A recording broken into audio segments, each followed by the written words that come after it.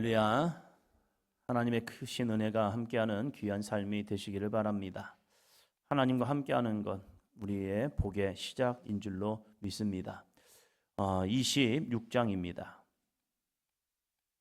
26장 1절입니다. 1절 2절.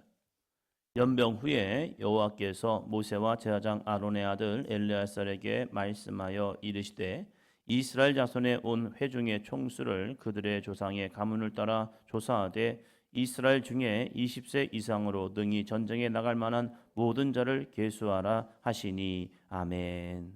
하나님께서 이스라엘 백성들을 참 놀랍게 말씀하시는데 출애굽한 이스라엘 백성들 그들의 인생은 애굽에서 마지막은 종살이였습니다. 노예였습니다. 그러한 이스라엘 백성들을 출애굽시키면서 그들을 영적으로 바꾸어 주십니다. 그러면서 하시는 말씀이 한번 더 합니다. 여호와의 군대. 여러분, 군대라는 것은 훈련되어 있어야 합니다. 오합지졸되면 안 됩니다. 일치단결해야 합니다. 그것을 군대라고 말합니다. 그런데 이스라엘 백성들 자체는 포로 생활이었고 그들은 병법을 알지 못하고 군사훈련을 받지 못하였습니다. 그런데 하나님은 그들을 향해서 너희는 여호와의 군대야. 그것도 하나님의 군대라고 이야기하고 있는 겁니다. 아니 우리가요? 아니 우리가 뭐 하길래요?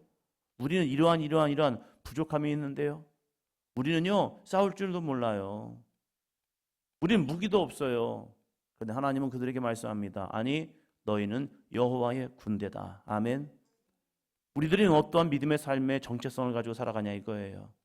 내 현실과 내 상황과 내 여건을 보면 나는 이것이 문제고 저것이 문제고 저것이 문제입니다 라고 볼 수 있습니다. 그러나 하나님은 우리를 향해서 너희는 나의 자녀다라고 말씀하고 있다는 사실입니다.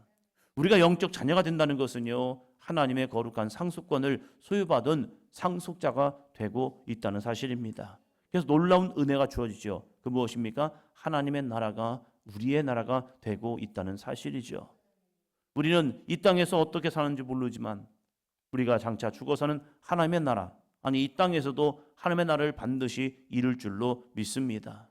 그러면서 이스라엘 백성들이 출애굽하였습니다. 민수기 1장에서 하나님이 그들의 수를 세어보라고 말합니다. 야 너희가 몇 명이나 되는 줄 알아? 스스로를 볼 때에 너희는 어떠한 존재이니? 너희는 어떠한 백성이야?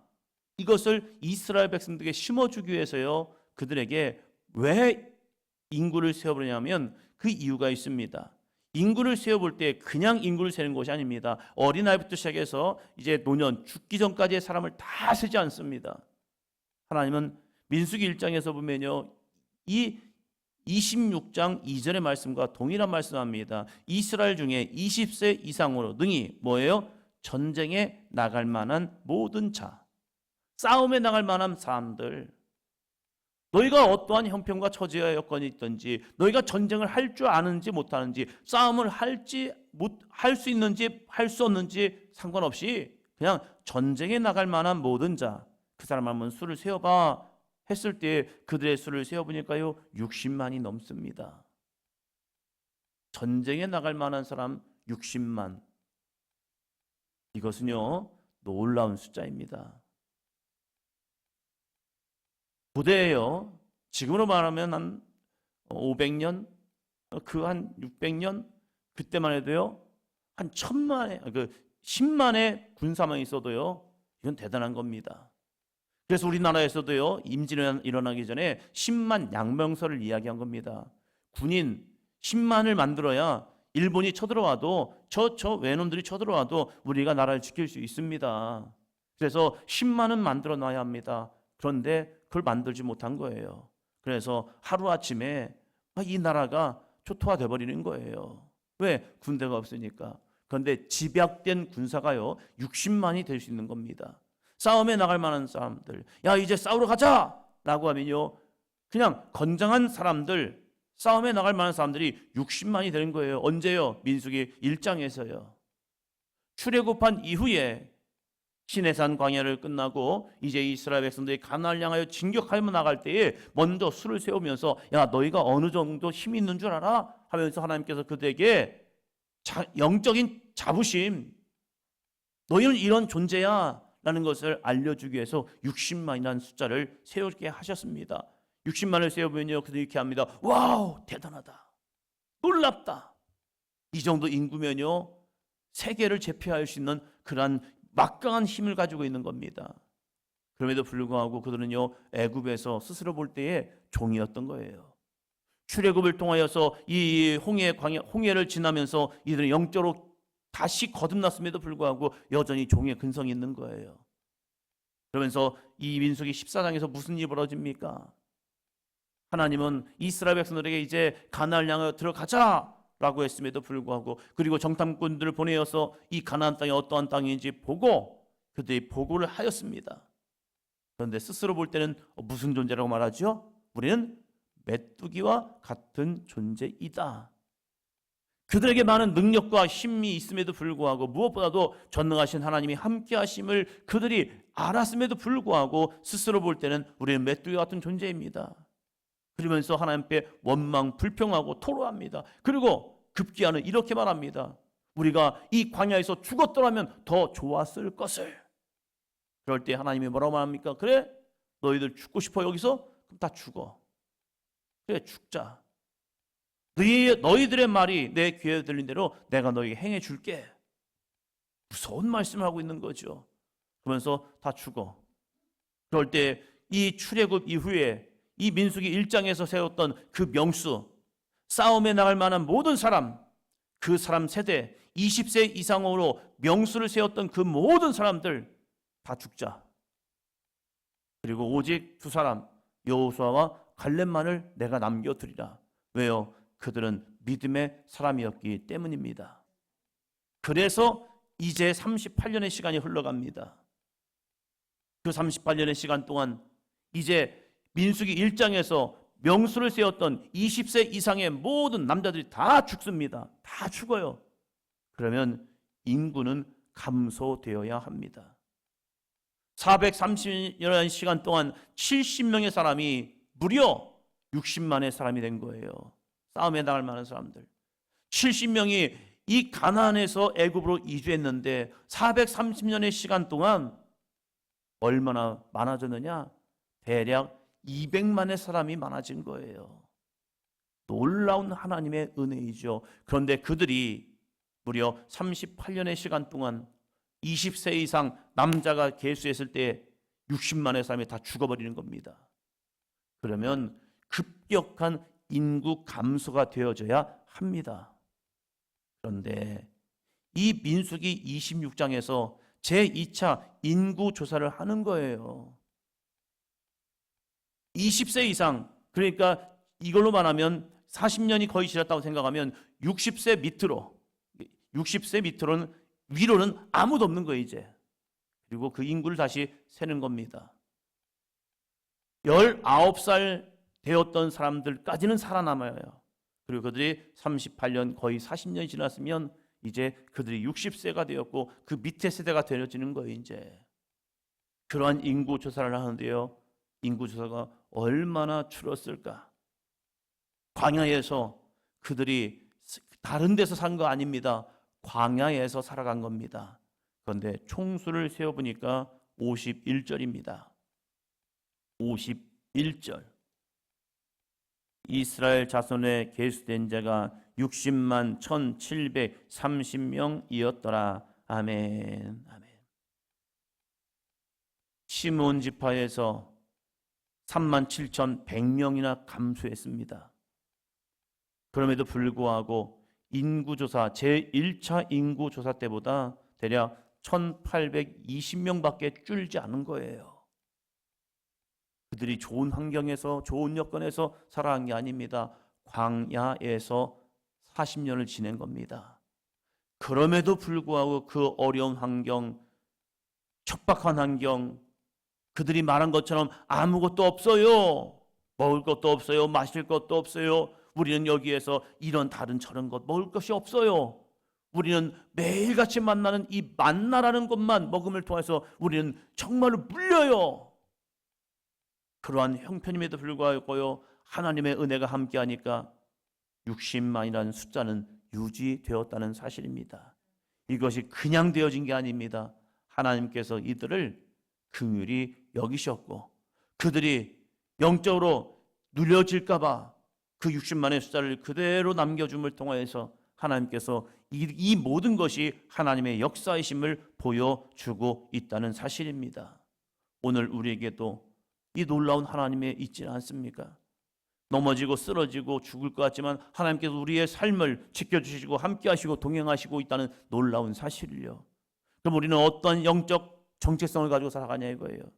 나는 이 땅에서 힘들고 어려운 고난을 당할 수 있습니다. 광야 같은 삶에서 아무것도 없다라고 볼 수 있습니다. 그러나 놀라운 것은 하나님의 은혜만으로도 그들은 충분했다는 사실입니다.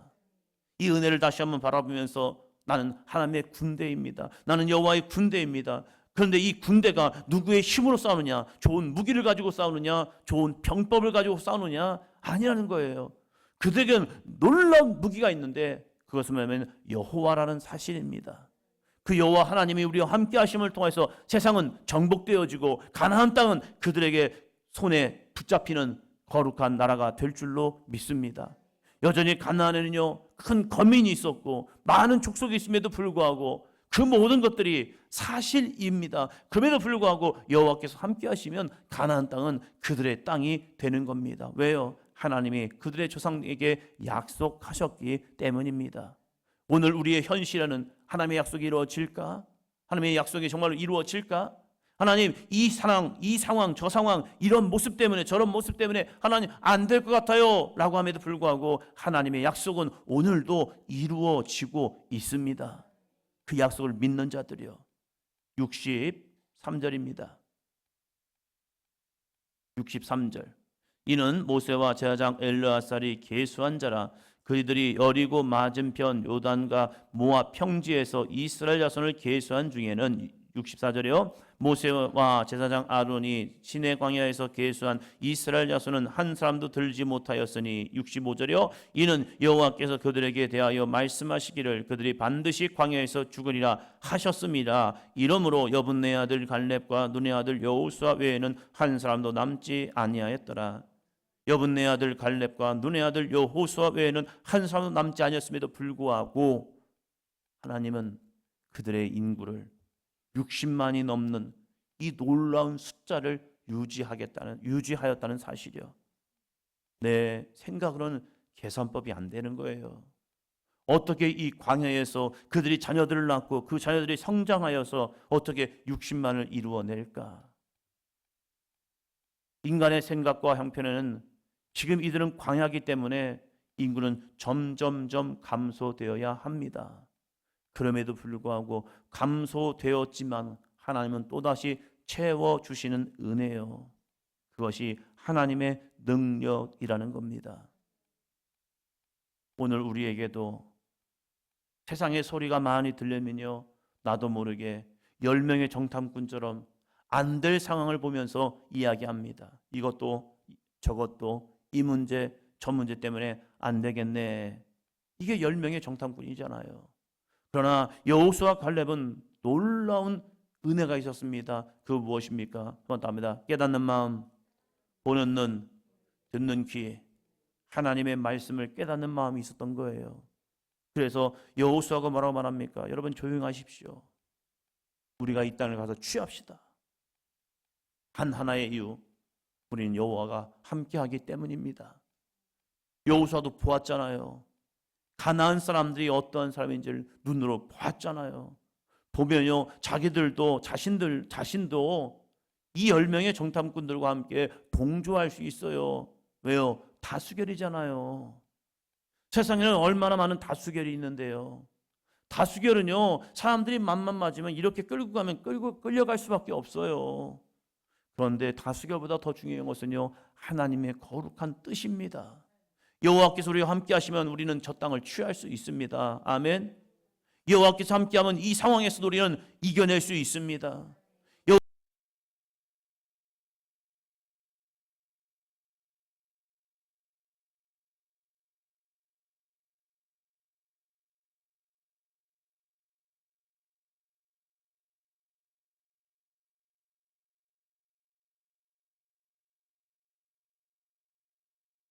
그래서 60만의 군대가 다시 또 만들어지는 거예요. 얼마나 많은 사람이 죽었는데요. 그럼에도 불구하고 하나님은 그들을 다시 여호와의 군대가 되는 은혜를 경험하게 됩니다. 저는 우리들의 믿음이 여분네 아들 갈렙과 눈의 아들 여호수아 같은 믿음이 있었으면 좋겠어요. 60만의 사람들 중에 한 명도 남지 않았지만 이 두 사람은 남았다는 사실이죠. 왜요? 그들은 믿음의 말을 했습니다. 그들은 사랑의 말을 했습니다. 그들은 소망의 말을 했습니다. 그들 가운데 여호와가 함께하였고 하나님의 약속의 말씀을 붙들었기 때문입니다. 사랑하는 성도 여러분, 오늘도 나에게 주신 하나님의 약속의 말씀을 붙들기를 축원합니다. 우리를 살리는 것은 좋은 형편, 좋은 여건 아니더라고요. 교인들 만나보면서 이런저런 대화를 해보면요, 좋은 환경이 그들을 일으키는 게 아니에요. 다들 하시는 말씀이 옛날에는 그랬대요. 옛날에는 그랬대요. 저는 어느 정도 해야 돈을 푸대에다가 담았대요. 그 정도 돈을 담았는데 지금 형편은요, 너무 힘들어요. 너무 어려워요. 무엇 때문일까? 좋은 환경이 사람을 만들지 않아요. 가나안은 그럭저럭 좋은 땅이 아닙니다. 척박한 땅입니다. 고센 땅에 비하면요, 이 가나안 땅은 정말로 보잘것없는 땅이에요. 그럼에도 불구하고 하나님은 그 민족을 통하여 세계 모든 민족 위에 뛰어난 백성이 되게 하십니다. 왜요? 하나님이 함께 하시기 때문에. 오늘 우리의 형편이 어떠한 형편인가 중요하지 않아요. 내가 오늘도 하나님을 붙드느냐 아니면 하나님을 놓쳐버리느냐. 내가 세상 때문에, 세상에 보여지는 것 때문에, 세상에 들려지는 것 때문에, 세상의 환경 때문에, 이 광야 같은 모습 때문에 내가 하나님을 놓쳐버린다면, 저 가나안에 있는 큰 거민들 때문에 내 시선이 거기에 빠져버린다면 우리는 아무것도 할 수 없는 존재가 되지만 여호수아와 갈렙처럼 전능하신 하나님만 바라보고, 맞아요, 세상 환경 여건 알지요. 그러나 전능하신 하나님께서 나의 아버지가 되어 주시잖아요. 그럼 우리는 여호와의 군대입니다. 기도합니다.